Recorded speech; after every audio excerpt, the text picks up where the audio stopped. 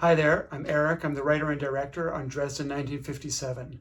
We've completed week 2 of our crowdfunding campaign, and we are now just shy of 70% of our total goal of $78,000.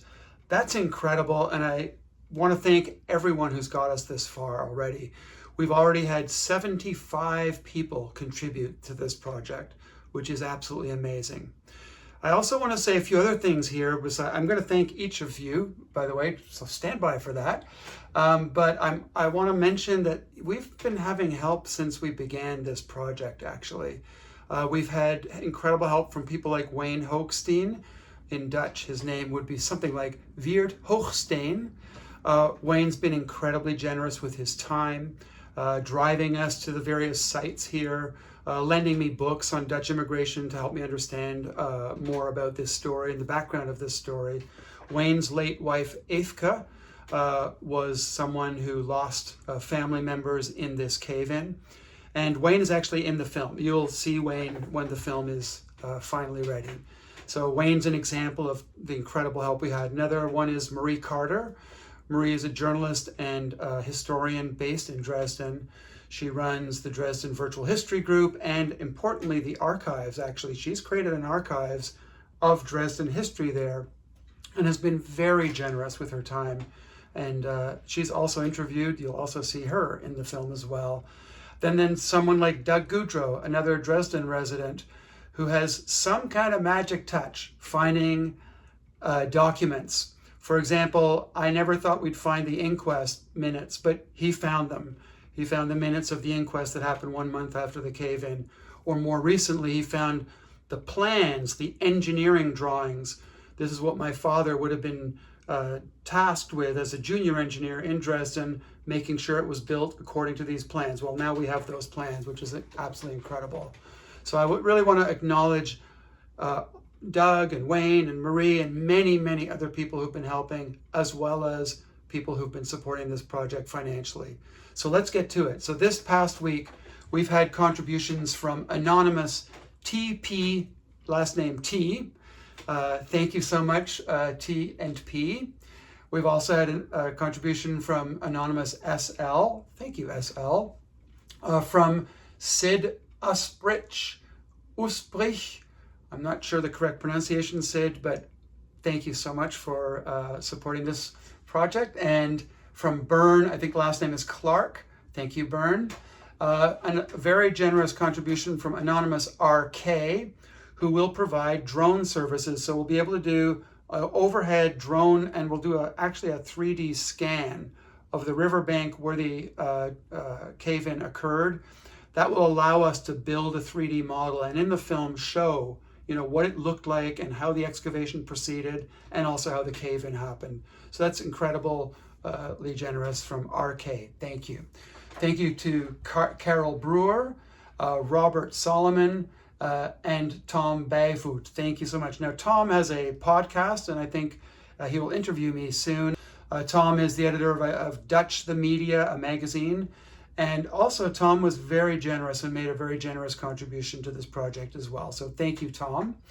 Thank you, Anonymous RS.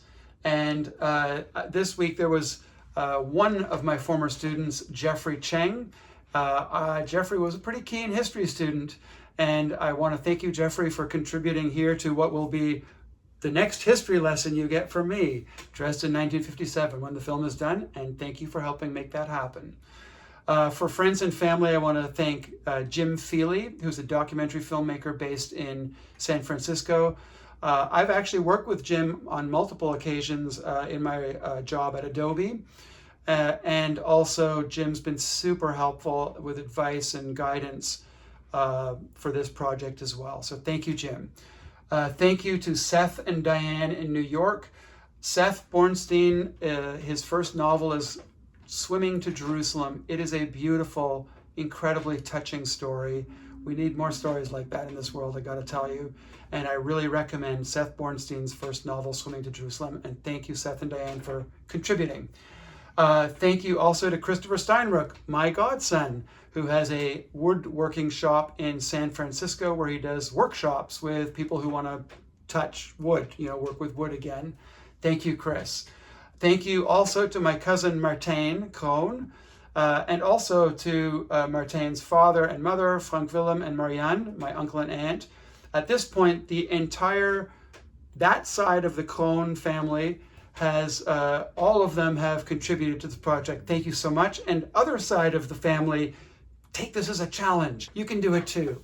All right, thank you very much, Martijn and Frank Willem, Marianne and Karine. And finally, in the friends and family category, I want to thank Will Bosch for contributing. I live with the Bosch family in grade 12 near New York City, and they are very much a part of my family, and I'm really grateful, Will, for your help here in this one. So that's the end of the friends and family part. I also would like to thank, or just have a shout out to people who are following this project, because I just really appreciate the interest, and you are people who can also help spread the word about this crowdfunding. One I want to call out is Anthony or Tony Washington. I met Tony at NAB, which is a trade show for film and broadcast, a few years ago.